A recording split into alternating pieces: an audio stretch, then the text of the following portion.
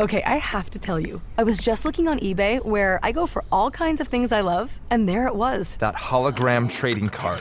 One of the rarest, the last one I needed for my set. Shiny like the... Designer handbag of my dreams. One of a kind. eBay had it, and now everyone's asking, ooh, where'd you get your... Windshield wipers. eBay has all the parts that fit my car. No more annoying, just beautiful.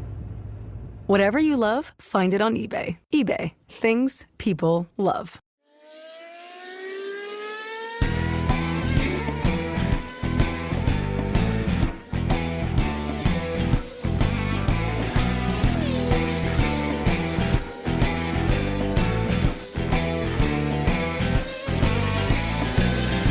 And at last, the season has come to an end. Here's to hoping that 2025 is not a different year, just 2025, rather 2024 version B. Because after a year like this, you just don't want the season to end. But what have we got? McLaren. Look at the journey. Look at where they have come from in the last 10 years. From having a car with no sponsors, from having Fernando Alonso publicly chastise the team, from having multiple engine issues and multiple engine suppliers, to a change in technical structure, to reinvestment in the team, with them almost going bankrupt. Within 10 years, McLaren went from the bottom and now are Constructors' World Champions. There cannot be a bigger story than that, Kunal.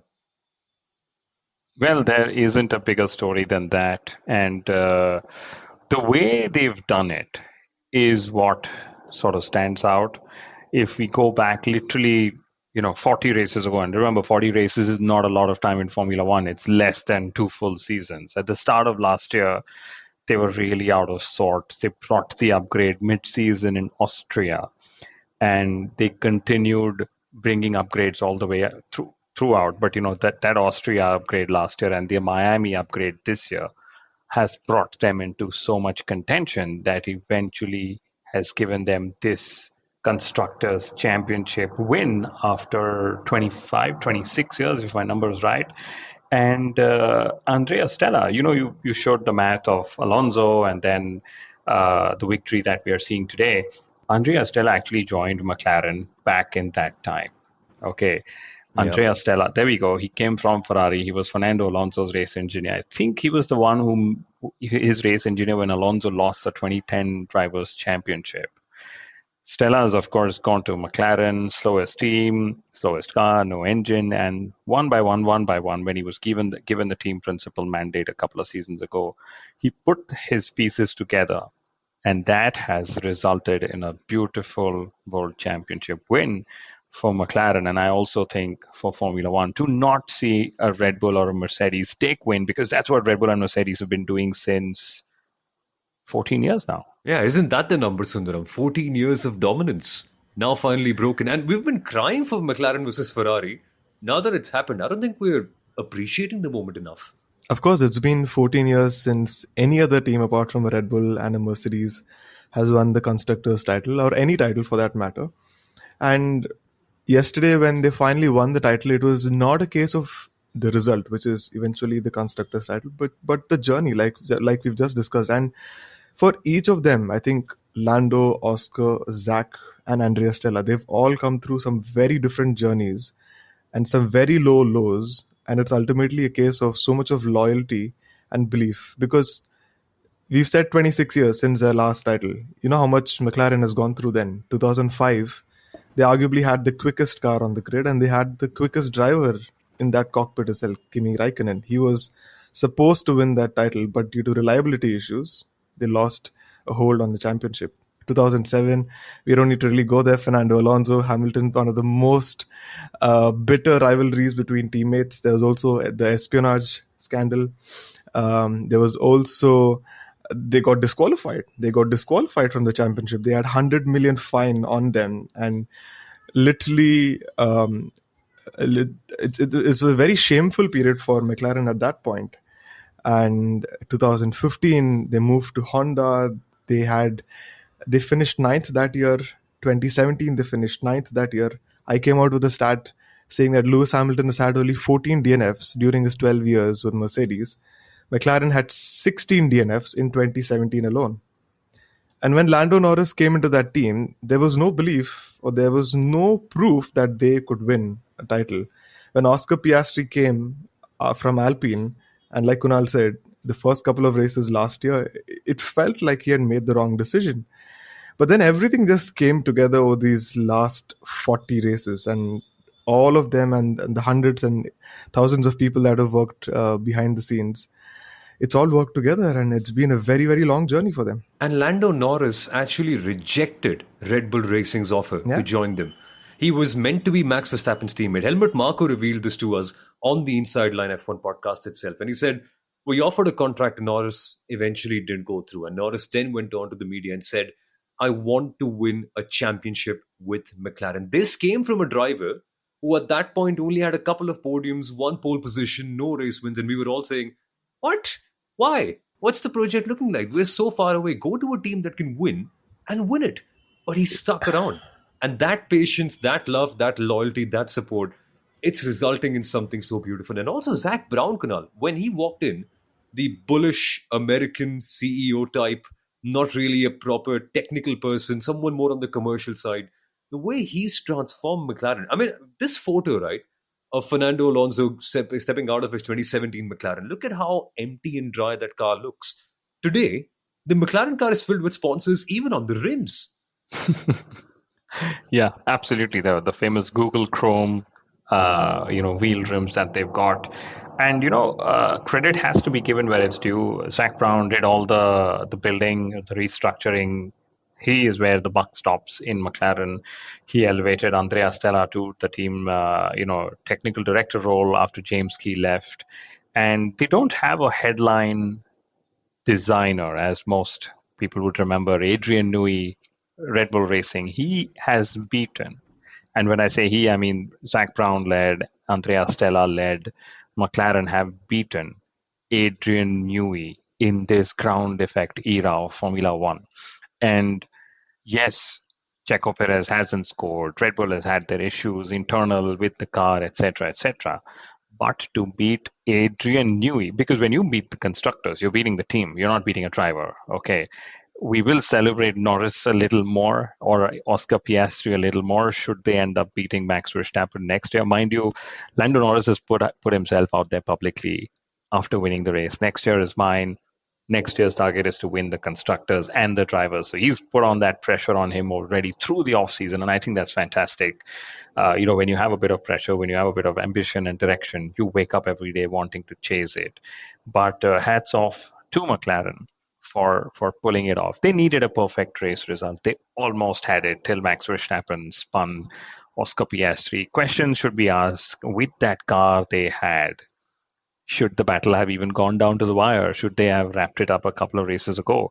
And this is where I know, Sundaram, one of your most stolen stat is what we should pull out, which is where Sundaram actually split the entire season into 4 quarters, right? I mean, if it's a quarter, it's 4 times, but he's put it in 4 quarters, and only to show which team has actually scored the most in each quarter. And McLaren have done the highest, most consistent scoring across all quarters, I would say. But crucially, they won it in the middle 2 quarters, from race 7, from Imola till race 18, Singapore, when they outscored everyone else drastically, I would say. That's where they lost it. That's where Ferrari lost it. That one upgrade, that is where the entire ball game changed for them. If that Spanish GP upgrade would have worked, we would have been here celebrating a Ferrari win. And I don't know, we would have all been in red, popping those party balloons or whatever it might be. We would all be drunk as hell. We wouldn't record this episode because it's Ferrari winning a championship. But that one upgrade has changed I thought everything. You'll say we'll all sit here with a pizza celebrating Ferrari since it's an Italian team win with a wine or something, but okay. No, it would be a Monday morning, right? So the after effects of all the wine would mean that we'd probably be lying on our bed flat.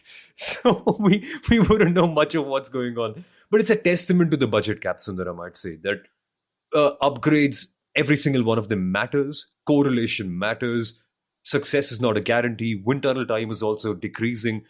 And nobody knows if McLaren can hold on to it next year because of how well these regulations have put things up now for Formula One. I absolutely love it that you brought the budget cap, because a lot of it really depends on that. Because this is now 2005 or the early 2000s, where Ferrari was literally dumping in millions, hundreds of millions of dollars, doing a lot of testing at the Fiorano track. They literally had a whole roster of reserve drivers or test drivers who would try and improve that car every single week. And it's impressive to see that now everyone has to work just with very small budgets, and they are able to use all those resources as well. I mean, you've seen how much Williams have had to struggle with spare parts and budget as well. So it's almost a level playing field. And it takes me back to 2014 when Ron Dennis mentioned that the reason they moved from McLaren Mercedes to McLaren Honda is because that a customer team will not be able to win in the current engine regulations. And diving deeper into that, what he basically meant is the team needs to be given the priority to be able to have the engine kind of developed or built around the chassis, around what their aero philosophy is. And when you're a works team, that's usually the sort of priority you will get.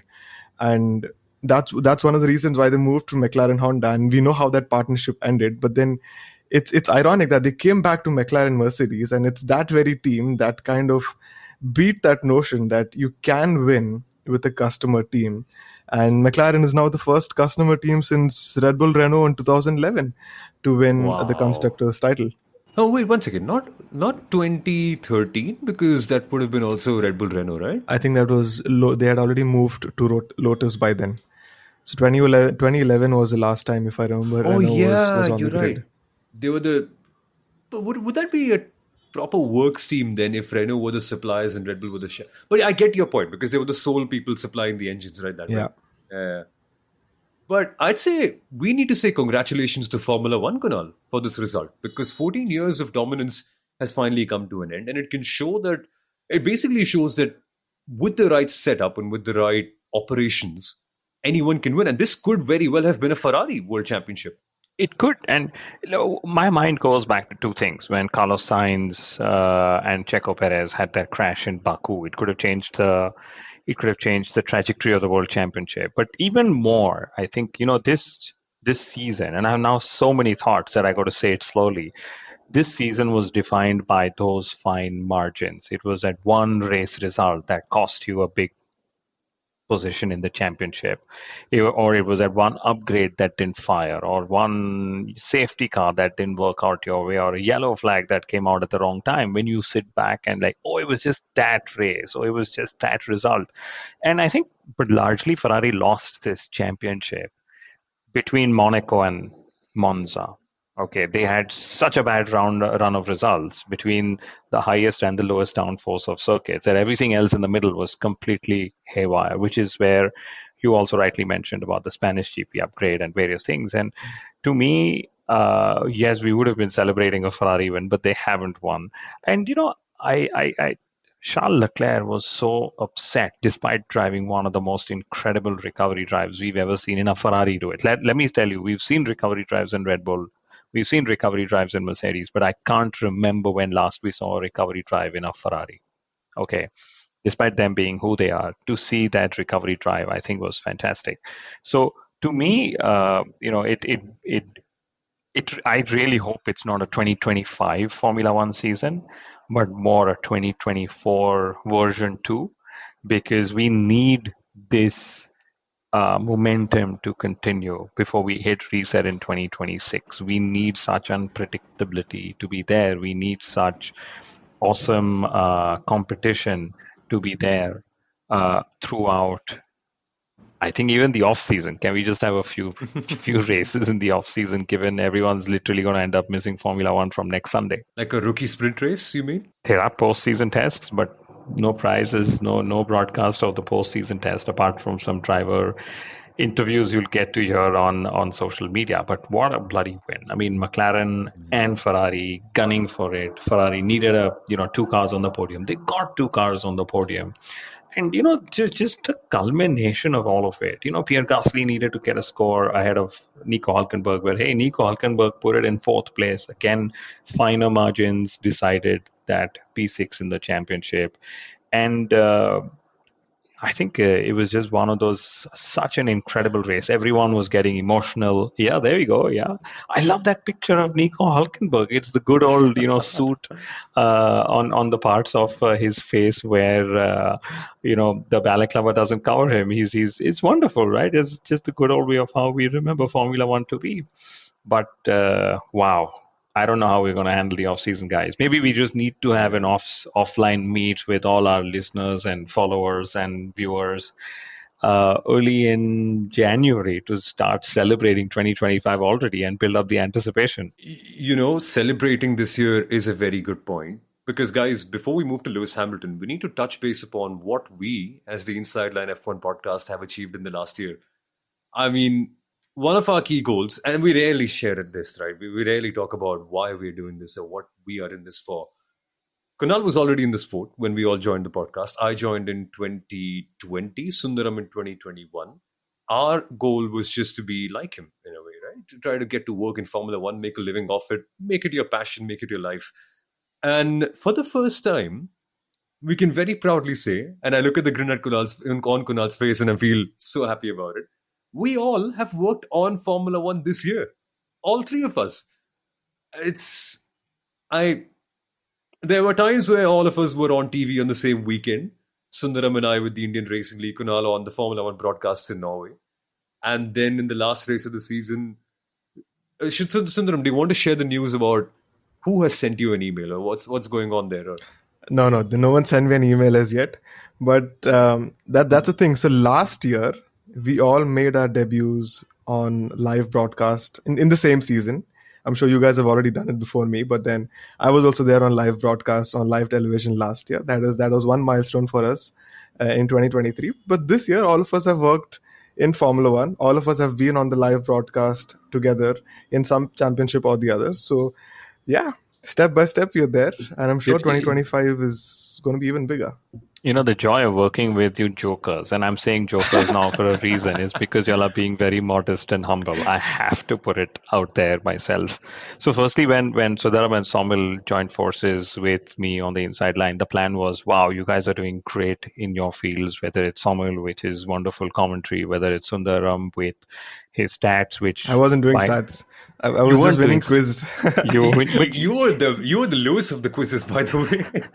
And then I said, can we just get together, put some momentum in what's happening? Because the world at large, the audiences need to see your work, not just limited parts of, where you sort of end up projecting your work. And that was the mission. So it gives me a lot of joy. And I'll tell you why I called you all jokers. I haven't backed that up. So Somil was the voice of Formula One in India in Hindi on FanCode, the official broadcaster for the Abu Dhabi Grand Prix. So he has now directly lent his voice to an official broadcast of Formula One. And I think, Somil, you deserve a round of applause. Thank you. And as for Sundaram, he has had 2 stats which have gone on to become the most stolen stats over the weekend of the Abu Dhabi Grand Prix. First one we just put up, 24 races, split 6 races, into 4 quarters, and that's how it's come. The other stat is the one which you're probably seeing with his name and number and whatever all removed because it's so easy to crop. Because I can't reveal more about Sundaram, but we should go and look into that stat, that the coincidence between 2012 and 2024 that you found, Sundaram. Why don't you just lay it on us so people respect me a little more for calling you a joker on the broadcast? Yeah, so this was basically, so last night I decided that I will find all my stats and head to bed by 1 o'clock so I can wake up and do my work today. But then something just reminded me that, hey, this is Lewis's last race with Mercedes. Let's kind of look and see if there are any parallels that I can draw between his last race with McLaren. And I realized that Jenson Button, a British McLaren driver, had won the race. Fernando Alonso, a Spaniard in a Ferrari, won. This time it was Carlos Sainz. And then the other Ferrari finished the podium. So back then it was Massa, and this time it was Charles Leclerc. And then it kind of dawned on me that the Red Bull multiple-time world champion spun in both races on the opening lap after coming together with some other driver. And they made a big recovery drive exactly to P6. And one driver in specific retired from both races on the opening lap. Checo Perez. And I didn't think much about this stat. But supposedly it's done millions of views already. A lot of people have been messaging me, and I've had a couple of, I would say, fairly prominent people follow me as well on social media. So yeah, the sort of stats that You got to name one person. You've got to Come name on. one. We can even go publicly see the list, but yeah. Yeah, so supposedly, Nikhil Chinnappa has just followed me. So I just dropped him a message. Yeah, The Nikhil Chinnappa. Yeah, Nikhil Chinnappa just followed me. So I just He's a big Formula One fan. Yeah, Nikhil, exactly. if you're listening, we can give you like a VIP access to all of our Inside Line events. Hell, we could have you playing music over there as well. That'll be so cool, right? Us talking about Formula One and then celebrating it with a party at the end with your music. That'll be perfect. But there's a continuation to this stat, which I forgot to mention within that stat that's being circulated. The thing is, Hamilton, after 2012, exactly 2 years later, he won a title with his new team after there was a massive regulation change. In 2 years from now, we have a massive regulation change happening as well. And he beat a teammate who was already at the team for far longer than he was. Yes. So it's kind of struck a chord with a lot of the Hamilton fans who are probably looking out for some sort of, good omen for the next couple of years, and everyone's loved it. I've not received one bad comment, which is very strange from a stat. Otherwise, I'm hearing all sorts of stuff. But yeah, today I kind of feel good. But this is what Formula One actually needs, because Formula One has very interesting stats on the broadcast, but when it comes to their social media, which is where a lot of consumption of the sport happens, these are those kind of stats that really stand out. So, dear F1, if you're listening, we know the man. We all know the man. We all consume his stats, officially or stolen or whatever. But on to other things, since now I've proven why I called you all jokers. I still stand by that. But I think they know. I think they know him too, Kunal. I think they know him too. Who doesn't? But okay. But I should mention one more thing about McLaren, because I kind of knew they will win the Constructors' Championship, but then what they've achieved is something that's very, very rare. So they won the title with two drivers who are not current or former drivers' champions, and that's just the third time that's happened throughout F1 history, throughout 75 years of the sport. It's happened just thrice. The first time it happened was way back in 1958, the first year of the Constructors' Championship. So that time it was Sterling Moss, someone who's widely regarded as the best Formula One driver, of the greatest Formula One driver to not win a world championship. So he was with Tony Brooks and Stuart Lewis Evans. And then back in 1983 with Patrick Tambay and Rene Arnoux. 40 years later is when finally we see a team winning a title without having the drivers' championship in their roster. This might change next year, though. Wow. That's crazy. But when we are speaking of successful teams, drivers, partnerships, we have to talk about the greatest partnership in Formula One history. Firstly, let's put that question in there. I don't think it's worth debating. But guys, I genuinely feel Lewis and Mercedes, what they've achieved, the numbers that they've achieved as a team together, the people that they've beat together. I mean, I know I might be biased here because of Lewis being my generation of driver and Michael being your generation of driver, Kunal.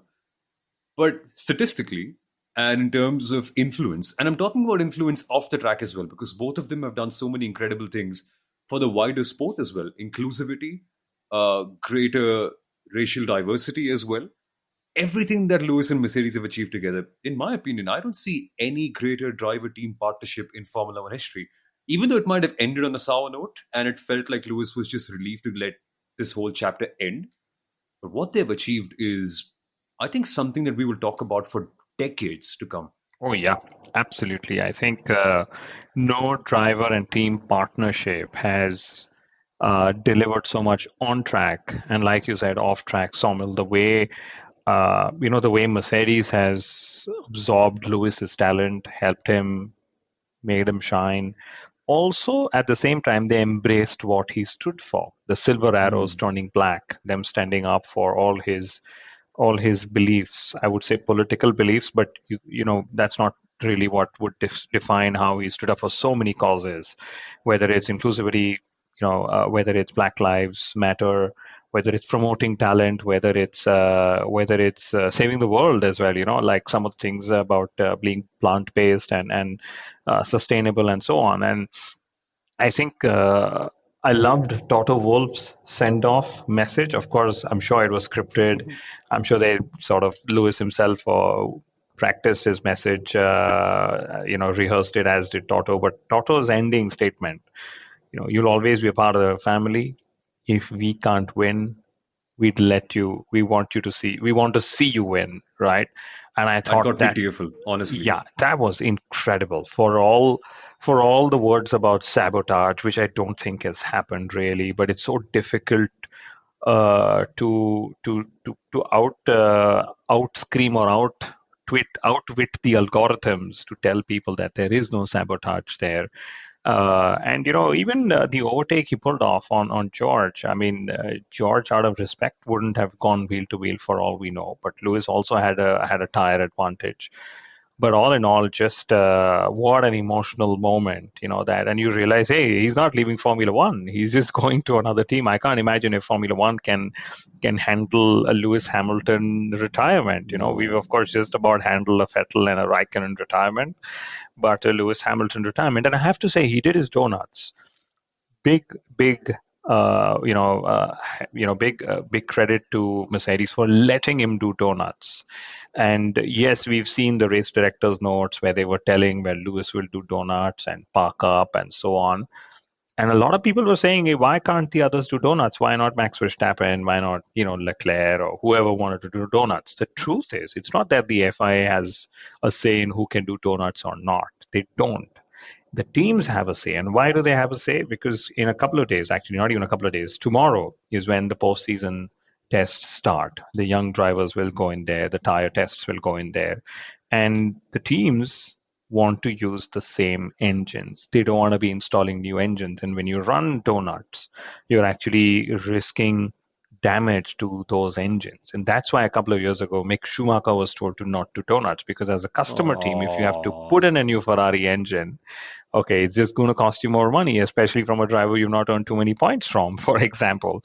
So next time this happens, again, no sabotage for Lewis or for other drivers who didn't do a donut. But hey, I'd love to see the donuts. And I actually miss Joe Guan Yu doing it. Come on. That's rude of you. Like, even I didn't catch it. The guy has 3 moments in the entire year, and you miss one of them. We all know those 3 moments. But yeah, even I missed it, unfortunately. But we will talk about Joe later. Trust me, we will talk about Joe Guan Yu later, because I don't think Formula One is done with him yet. There is a bigger overarching story to it. But back to Lewis, back to Ferrari. I want to talk a little bit more about what Fred Vasseur has said. And this could be very interesting, right? We all know Lewis is the greatest, but we also have seen so many moments where Lewis can throw his toys in the pram. Let's put it that way. That's how the Dutch would describe it, where he can just be like, okay, it's not working, let it be. I don't want to be here anymore. Let's focus on what's next. And he himself has admitted he's not really the best at handling his emotions. He's only human. That can happen. But what Fred Vasseur has come to the media and said, I think really well sums up Lewis Hamilton, Fred's understanding of Lewis, and why I feel that partnership might just work out better than we all expected to. He said, and the interviewer asked Fred about Lewis Hamilton leaving the team of his life. Fred Vasseur said, the team of his life, we will judge it in 2 years. Thank you. It didn't always go well. He's someone quite sensitive who needs to be surrounded, supported, loved. He could have had the feeling that it was not always the case this season. After, I think, when he smelled the blood, or at least the smell of Russell in front today, he put everything back and he showed that he's quick. I was never worried. I know what he has in mind. I think for us, it will be an added value in addition. And Sundaram, I think there is no better way of summing up Lewis Hamilton. When he smells blood, he has a 9th gear that nobody else has. But when things are not working, probably he dips to a gear 3 or gear 2, that when a George Russell would be on gear 6. But if Ferrari can give him that package, and if Fred Vasseur can give him the love that Ferrari have failed to give to drivers like Alain Prost in the past, I think we'll be in a very good state for 2025. I don't know if I really agree with Fred's words over here, because, see, first of all, about the team of his life story, sometimes when you bring up certain drivers' names, they're almost synonymous to a certain team. You don't think about Michael Schumacher and the Benetton days. You think about Michael Schumacher and Ferrari. Yes, he won his first 2 titles with Benetton, but you always think about his time with Ferrari, and it's going to be the same with Lewis. Even if he wins 2 titles, 3 titles more with Ferrari, I think what made him Lewis. No. And no. It's If you win a title with Ferrari, like No, it's come on. It's I know a lot of people are kind of happy, and a lot of his fans are happy that he's moving away from Mercedes. But the team that made him a legend or took him to that iconic status is always going to be Mercedes. No drivers won 6 titles with the team.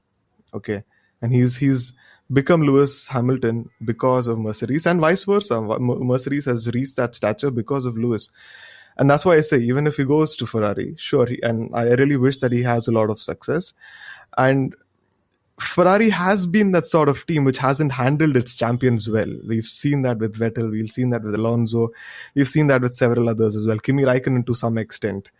I don't know if Ferrari, if it's changed under Fred's time, but he's also right in that way that he really needs to be surrounded. And when you leave, whenever a team has a driver moving out, obviously there is not that sort of same relationship that you would obviously have with the driver who's more staying with you for a longer period of time. You do have to hide certain things from the driver, especially about your next year's plans, and you're not a part of the closer group of people who know what next year's car is going to be like.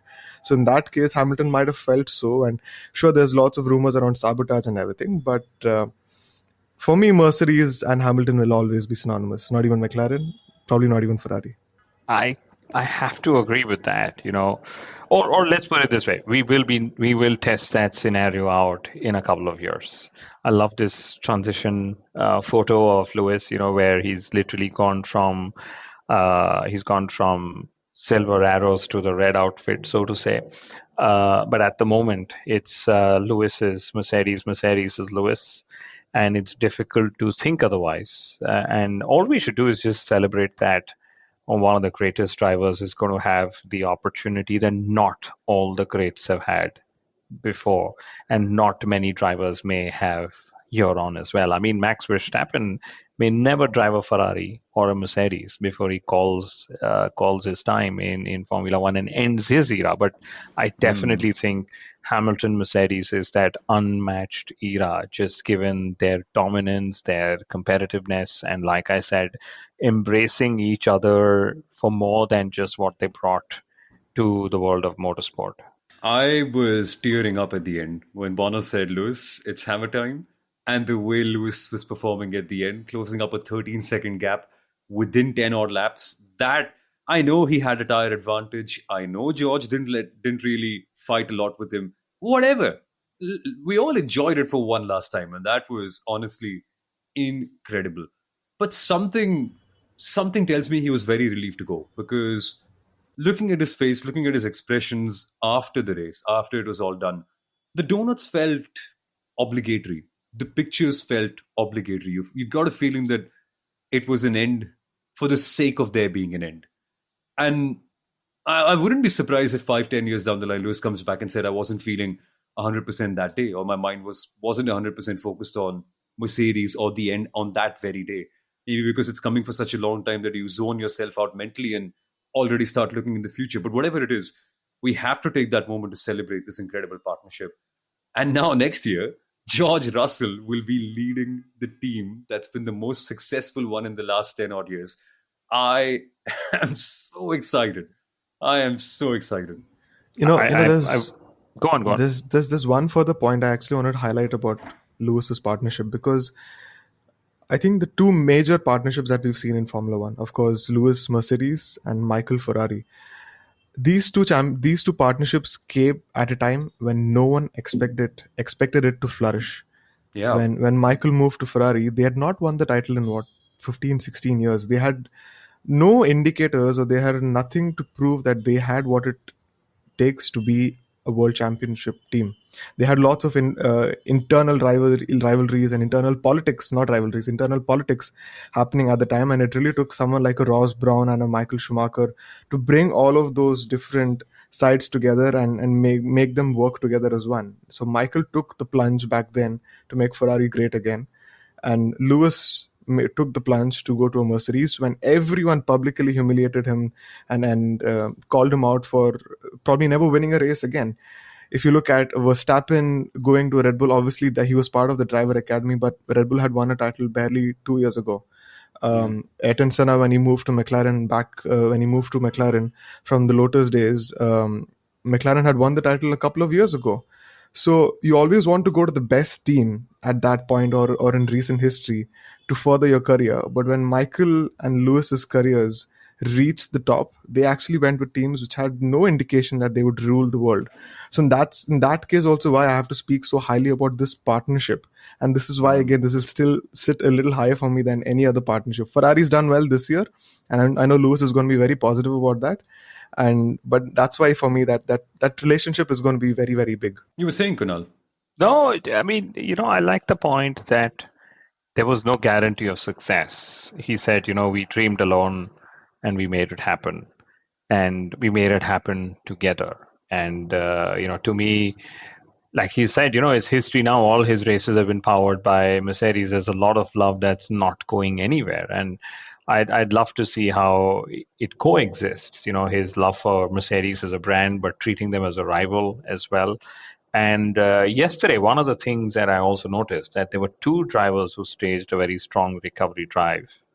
Both of them are going to race for Ferrari next year. First was Leclerc. He went from 19th to 3rd, and then 16th to 4th for Lewis Hamilton. And I think we have to spend time discussing that opening lap of Leclerc, because I literally made a note of who all he went by, because I think he was in 6 corners that he made up 4 positions or what, I can't remember. So Yes. he made the start. Yuki Tsunoda was stalled and he just went out. And there was, I think, Albon and Doohan didn't really care. And then Piastri and Verstappen had spun around. And, I think Zhou Guan Yu somewhere got stuck there. I actually saw this replay a few times. And I think he made, like I said, in those 6 corners, he made 11 places up, because there was also Perez, Magnussen, maybe Bottas, and Tsunoda had spun. There's Lawson. Yeah. And they were all up there. And he was driving like I've actually never seen.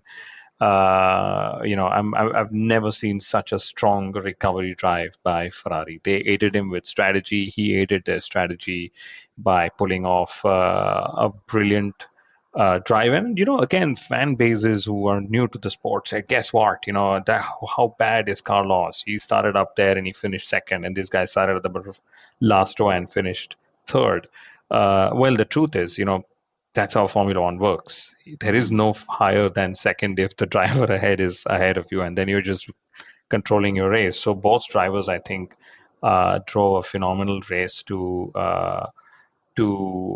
sort of give Ferrari the best shot at trying to get that Constructors' Championship, which of course didn't come. But under Frederic Vasseur, the recovery that Ferrari's had has been pretty phenomenal. Can I tell you something? There's also a stat to support this. Sorry, Samuel. The thing is, in the first half of the season, the team with the most points was Red Bull. And in the second half of the season, the team with the most points was Ferrari. And neither of those teams won the Constructors' title. That's crazy. Have you put this out yet? Not yet. I have a lot of stats to put out. Do it now. Do it now. That's a crazy one. Which again further gives you evidence as to why McLaren were deserving champions. Good everywhere. I think that car was just phenomenal. Speaking of car, we should talk about car loss because... Of course. That's another farewell we need to talk about. There are a lot of farewells we still have to get to before we talk about just how good Pierre Gasly was. And I really want to talk about that. But Carlos Sainz, if this is the end, I'd say what a fitting performance it was. Not P1, because we know that rarely happens with Carlos, but a solid, well-structured, well-deserved P2. That can be the legacy of Carlos Sainz in a way, which I hate to say as a fan, because I'd love to see him number 1 more often. But just very solid. And I like the fact that he's showing belief in Williams already. In his post-race interview, he said thank you to Ferrari. And he said, I believe in Williams and the project, and I cannot wait to get it going. That immediately after the journey is done. Like a Ferrari journey is so emotional to get out of, right? There's so much of love, support. There's so many people wishing well for you. There's so many people creating plaques for you and inviting you to their restaurant so that you can inaugurate a plaque that has your name on it. That happened with Carlos Sainz. And just that emotional baggage of leaving Ferrari, the fact that he was mature enough to drop it right there and say, okay, my focus is now on Williams immediately because he goes there tomorrow. I mean, this guy is laser focused. He deserves more, but I'm so excited to see. And I'd say he was the right driver for the right time for Ferrari, Kunal, because I don't think anyone else could have come in and done as good of a job as he did. And by as good of a job, I don't mean score as many points or be always P1. Just calmness, solidity, a very smart brain, and someone who the team can depend on. And whenever they called upon him, this guy did score a lot of points. I don't remember him making so many individual driver mistakes. He was the perfect teammate to Leclerc, I'd say. And I liked his clarity of thought, because you can see that he's really had to work hard on himself with the cards that he's been dealt. He said, I was actually a replacement for Seb, and that was actually never planned. So I was just filling in a seat till Ferrari figured who they wanted next and what they wanted. And he said Leclerc's always been a part of this, so they will continue with him. And then when a legend like Lewis comes, who can say no to it? So very matter-of-factly, which again, very few drivers would have been able to deal with, where they are just like, okay, this is how the dice rolls, and I am the one who loses out. So I'd love to see how he makes a recovery for Williams, but I get a feeling that he might just be lapped up by a bigger team in 2026 or even 2027, just because of what he's shown he can do at Ferrari against Leclerc. Because let's remember, right now there's this big pool of young drivers. Even though I would want all of them to succeed, there's a good chance some of them may or may not succeed as much. And there could be that pull again of, having more experienced drivers come back into the teams as well. So Formula One's always a circle. Like I remember a very famous quote from Esteban Ocon, where he said, I will drive for the slowest team on the grid if I have to, because that's my best chance of being seen rather than taking a year's break from Formula One. You're right. This is when he said, when he was forced out of Racing Point, when the Stroll suddenly came in and said, oops, but I got to give my son a seat. So thank you very much. Sorry, we're not going there today. We're not touching up on Aston Martin in that second seat today. So I will weep. We have better things to do. No, but coming back to Carlos, you know what? Carlos Sainz has actually just stepped out on track in a Williams car for the first time today on a filming day. It's actually there today. So he's actually gone out in a Williams car already, and now he's actually driven for the top 3 constructors in Formula One history. Ferrari, you're right. McLaren now is second most in terms of constructors titles, and also Williams. Actually, someone sent me a text last night asking, has Williams won 9 titles? So yeah, I think they're a recent Formula One fan, but Williams has been one of the most formidable teams in F1 history. But I get the emotion, why he's so emotional leaving Ferrari, but he also probably understands this is going to be a while since he's at the very front. There's a lot of belief in the project, but he knows it's a long project. And like Kunal said, he can show that he has experience on his side, and he's a steady driver. Going P2 yesterday without making any mistakes is also a very big thing, considering it at least got them close to the championship with McLaren. So I hope this is not the end of the road for Carlos Sainz. He definitely deserves to be in the upper tier of cars and drivers that are there in Formula One. And he's all of 30, if I'm not wrong. So there's definitely a lot left in the tank for Carlos. Is this a Spaniard thing? Is this a Spaniard thing? For some reason, they're at the right team, but at the wrong time. I swear. And when they leave, the team gets better. Oh, I just remembered. McLaren is the first team to win the title after Fernando Alonso has left the team. No. Yeah. You're right, though. He's left Renault. They've never won. He left McLaren. They just won yesterday. He left Ferrari. They never won again. Soon enough. Hey, Carlos Sainz is fulfilling that prophecy, because now that he's left Ferrari, there's a good chance that they might end up winning the championship. Exactly. Oh boy. Oh boy. And Carlos Sainz must be wondering, oh my God, what if I had just stayed on in McLaren all these years? Could I have been the one winning? Would McLaren You're have right. kept him? Would McLaren have kept him? I think that so, long. because he had the measure of Lando Norris at that time. At And that they look time, for he four more was the years? quicker driver. With 4 more They years? looked sad to let him go. Yeah. I Would've, think he was should've. also the right driver at the right time for McLaren, I believe. I mean, as much as we have to credit Andreas Stella, Zach Brown, Lando Norris, and everyone around it, and Oscar Piastri too, I think Carlos Sainz also played a big part in that recovery because you needed someone like him to transition from 2018 to 2022, where they eventually did start their progression forward.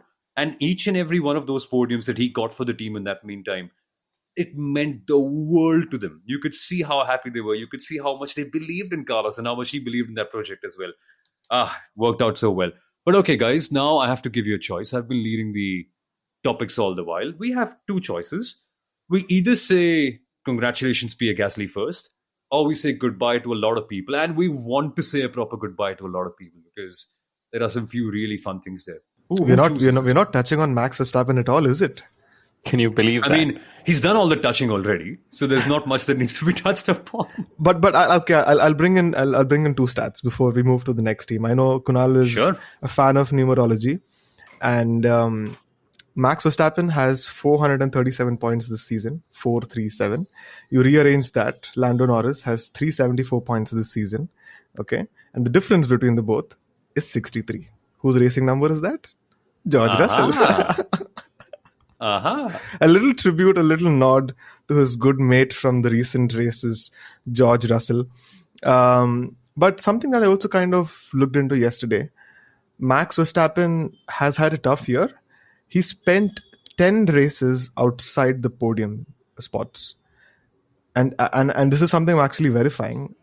Apart from Sebastian Vettel in 2012, no driver has spent so many races off the podium and actually won the championship. Sure, if you go further back into the 2000s, further earlier, a lot of the races, seasons were a lot shorter, 17 races and the likes.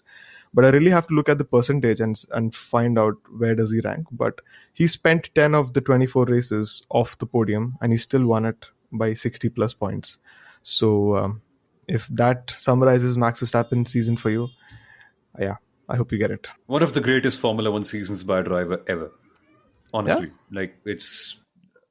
I just wish there was no bullying and pushing people off the track or crashing into them.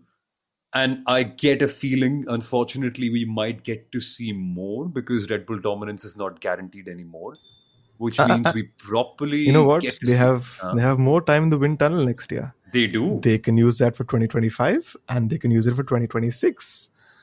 This might just be a small blip. Hey, wait, but does that work for 26 though? Because they can use shouldn't it be offset for everyone for 2026, right? Equal. I mean, technically, ideally, it will be mind. offset next year in June. Okay, but the regulation opens up from 1st of January, which means everyone can run double programs. Everyone will run double programs, 25 and 26. But onto this, you said great season for Max. Also a great swing of performances for Max. He's either had world championship drives, like we saw several times, Brazil being the most recent, my recency bias kicking in, or that move yesterday on Piastri. I mean, Oscar Piastri said, wow, that's a world champion's move, or whatever he said. But it's unbelievable how Max can swing from one to the other, where he'll put in the most stunning drives and they'll be like, Max, but what did you do wheel to wheel again?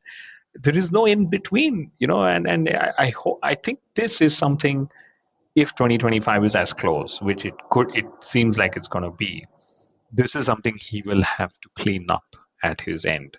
Because what happened yesterday, he could have been up there in the top 3 positions, maybe, 4th as well, just before Lewis or someone. But he just ended up losing more points. It's just that he lost points at a time of a season when he didn't really need them. Red Bull couldn't have done with more points either way. Yeah. But when it is tight, when all the battles it's all set to play for, moves like these will cost him and Red Bull Racing points in the championship. But my favorite Max move from the race weekend was when George Russell and Toto Wolff pounced onto him. George says, I have an 8-year-old nephew, and whatever, he's swearing. And then Toto Wolff said, I have a 7-year-old son who's karting, who watches all the press conferences. And then guess what Max says? I have a newborn baby on the way. I think that was his most amazing move. Congratulations to Max and Kelly. A little Verstappen PK on the way. Can you imagine the genes that kid is going to be born with? 2 world champions and several intertwined DNA of motorsport talent in that little champion. Let's focus on the racing side with the kid, though. Let's not focus on the other side, but the racing, they're going to be good. There's something about Nelson Piquet and Max Verstappen. Both of them were brilliant drivers, especially when they were not starting from pole position. So I think that's one of the genes that the child is going to get, regardless if they're going to be a racing driver or not. But yeah. But on to Pierre Gasly. Let's he of course got that P6 for Alpine. I would say almost single-handedly, given the performances he's put in the last few races. But crucially, single-handedly? Don't you think? Well, that's what everyone's forgetting Esteban Ocon. No, I'm not forgetting Ocon. What I mean is, the last few races, Alpine has forgotten Ocon has existed, and he's got the better car. He's got all the upgrades. He's got the A-spec car, as you'd call it. He's delivered with that A-spec in qualifying and in the races. He's outscored the Haas's. He's gotten them P6 in the championship. And to me, that's credible. Also, I think with his finish in Abu Dhabi, one of my most disappointing stats was that Pierre Gasly overtook Nico Hülkenberg for P10 in the Drivers' Championship. And this is Hülkenberg, who's probably spent 85-90% of the season in P10, suddenly just lost it by 1 point in the last race in Abu Dhabi. Not that Hülkenberg would have gotten too much of a bonus or whatever, or the likes, but there we go. Pierre Gasly is up to P10, 1 position up. And the Brazil, man, what a comedy. What an outlier, right? They got 35 points. Alpine before that had a collection of 1 point, 4 points, 4 points, 1 point, something like that. And then in Brazil, they get 35. And I genuinely don't think we've ever seen an outlier like that in Formula One, where just one race can get you an extra $24 million. That's around 17% of your budget in one race. It's been a wacky last couple of races for Alpine, because we haven't touched upon this, but in Las Vegas, the reason why Pierre Gasly's engine exploded is because it was too freaky fast. They got in the slipstream of Yuki Tsunoda. The engine went to a rev limit where it didn't ever go. It was not designed to go there as well. And because of that, it just ended up breaking. And that to me is phenomenal. So you get 35 points in Brazil, the engine tapping out in Las Vegas, Gasly putting it in P3 in Abu Dhabi, defending against George Russell for most of the race. And then when Leclerc comes to pass Pierre Gasly, he gets passed in one go. And Russell might have been thinking, bloody hell, why couldn't I have done that? Couldn't I have done that? But Gasly was all throughout phenomenal. And I was questioning big time, as we all were, why would Alpine let go of Esteban Ocon when they had just have a 5-point gap to Haas in the last race of the season? Wouldn't you want something or someone more proven to just secure the championship? I think they believed in Gasly and his qualifying abilities far too much. And for that, I'd say fair play. This guy has really smashed it out of the park. No, Pierre Gasly has been very, very good, especially in the last 6-8 races. He's been qualifying well. He's been putting the car in the right places and also getting points for the team. And I've just been looking at the points over the last 5 races. The last 5 races, which okay, let's talk about the last 4 races from Brazil. Max Verstappen has the most points, 75. Pierre Gasly has 33, half of that. How much does Sergio Perez have? 2. But yeah, Pierre Gasly has been exceptional over these last 4 races. P3 on DNF, like you said, in Las Vegas, and then a P5 and a P7. So he's really, really worked out to give them that P6 position and 20 million odd more in the bank. So yeah. Yeah, they'll need that for the compensation they'll have to pay for all the team principals they've sacked, right? So it's a fair, all the severance fair amount packages. to earn. Wow. But the one driver I'd love to speak about is Kevin Magnussen. He's had the most beautiful moments with his daughter on the grid, his daughter helping him get ready. And he said, she won't remember any of it. There we go. Yeah, that picture is so beautiful. She won't So remember any cute. of it, but I'm going to remember this moment for the rest of my life. And he's not going to be in Formula One. He's racing with BMW, from literally next couple of weeks onwards as well. Great end to a season and a career for Kevin Magnussen as well. And Haas, I'm sure they are also kicking themselves over, that result. And they've said, that Brazil is where we lost it. Alpine outscored everyone in that race, and then boom, we've just been playing catch up. It just matters when your bogey or when your trump card comes at which part of the game, and where you stand at that time when you get the chance to play a trump card. Did Behrman cost him that race? Because he was running in the points, remember? Lots of digging, but they're just happy they're not the ones that is last, I would say. Yeah. Oh yeah, what a year. But more than Magnussen leaving, I'm more sad about this pairing coming to an end. Magnussen and Nico Hülkenberg. A partnership that began in acrimony, with one of them offering the other person to offer them oral stimulation. It's now ended with both of them being two of the most incredible midfield teammates, I think, in Formula One. Like, given the context, right? Both of them returnees to Formula One, both of them in their second leg in the sport. Nico Hülkenberg arguably in his 2.5th leg in Formula One as well. Or more. How many returns has he made to Formula He's been One? dropped so many times. He's been dropped multiple times. 2010 initially, and then 11 actually, and then after that. But the point being, they aren't meant to be here. They aren't meant to be teammates. They aren't meant to be in this team. And this team isn't meant to be this high up, given the way it operates with 4 different bases and so many different suppliers and people managing this whole outfit. And what they've done collectively, completely different personalities in terms of what they do on track. Magnussen, the one bringing the fire, Hülkenberg, the one bringing the ice to it.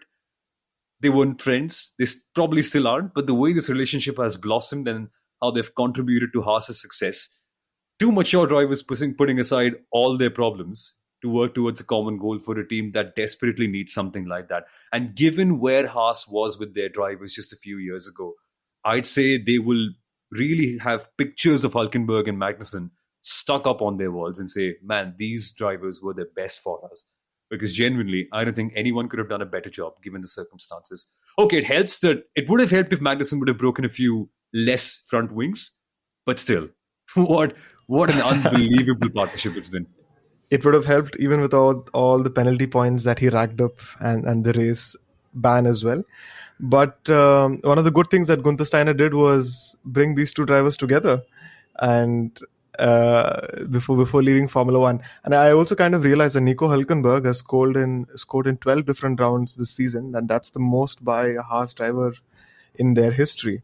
Kevin Magnussen had done 11 rounds back in 2018, but definitely going to miss the both of them going forward. No, okay, so you're basically saying that because Hülkenberg's gone to Sauber. Okay. Together. There's a good chance we might miss Hülkenberg a lot if he's just around P19.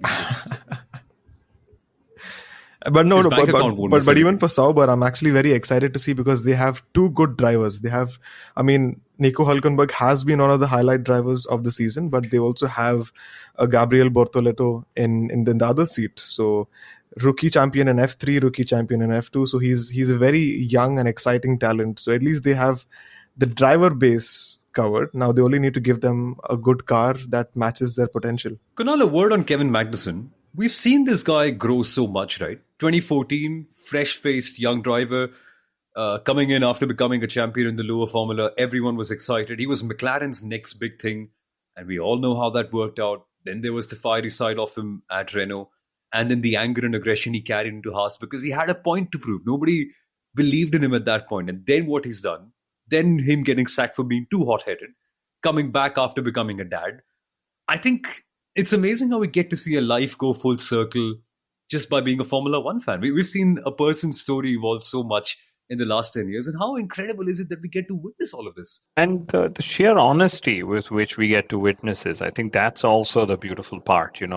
I think drivers who've left the sport and then have actually come back with a better understanding of where the sport sits in their life. I think when you're young and you just get a chance in the sport, you're just, it's a bubble. I've been in it long enough to know it's a bubble, and that bubble bursts at some point. And it's how you deal with that bubble bursting that really defines how healthy your relationship is with Formula One. And I think that's what stands out for Hülkenberg and for Magnussen both, that they are just in this space where they are content with what they can get from Formula One. They're enjoying it. They're there for racing cars. They know they'll never get a quickest car to win a championship, but they'll keep going, banking in all these midfield points, which are crucial for the team, for the business, and just go and enjoy all the memories and see how long it lasts. Reminds me of The Godfather or something, right? We are the professionals here.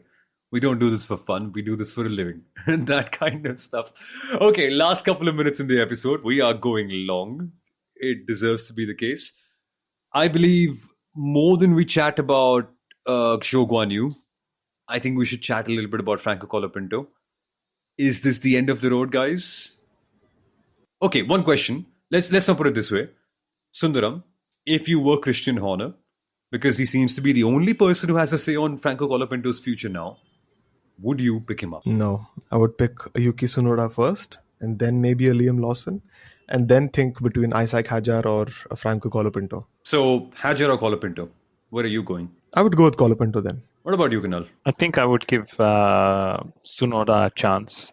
My concern with Tsunoda is, and this is seemingly for the first time after retiring on the opening lap, Checo Perez admitted that he may not be there next year. He said, we've got an agreement and we've got to find a solution that works for everyone, which basically means the severance package that he would get for leaving Red Bull prematurely, etc., etc.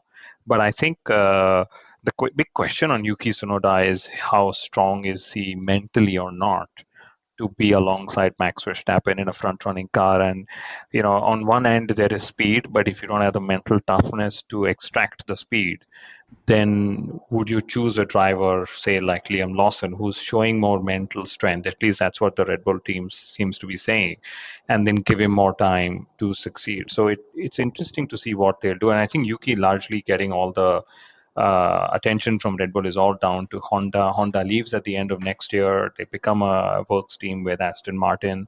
So lots of commercial considerations, I think, that Red Bull's going to have in letting go of Perez and then hiring the next driver. And I think a lot of Colapinto interest is not just the speed and with which he's settled in, but the ability to attract those big ticket, from Argentina as well. So we should know in the coming week, and we will definitely discuss this, on the podcast. Yeah. If this is the end for Franco, though, he came in with a dream. He showed us all what he's capable of. And I think he should leave with his head held high. What he's achieved in these few races is incredible. Very quickly, we need to touch upon Valtteri Bottas. And I don't think it's the end of us discussing Colapinto or Bottas. We should talk about them more in depth when we do our post-season review episode. Zhou Guanyu, probably we should have a word about that. I don't think we're just done with him yet. I'll tell you why. Graham Loudon, the new team principal of Cadillac, he's the same person who manages Zhou Guanyu. First couple of years for a manufacturer are sort of inconsequential, as we've seen Sauber do with Gabriel Bortoleto, right? They don't need to worry much. They can just give a young driver a shot and be like, let's figure it out. And as Flavio Briatore said in Alpine, it doesn't matter who the driver is until a team reaches a certain stature. So I think Cadillac might just experiment with Zhou. But Valtteri Bottas, let's not give him a proper farewell now. I think this guy deserves his own episode. But you have two fun stats about him, Sundaram. Yeah, this is something I actually sent out to the Sauber team as well, hoping that they would use it. But Valtteri Bottas is the only driver to be a part of every single Grand Prix in the hybrid era. He's entered every race in the last 10 years.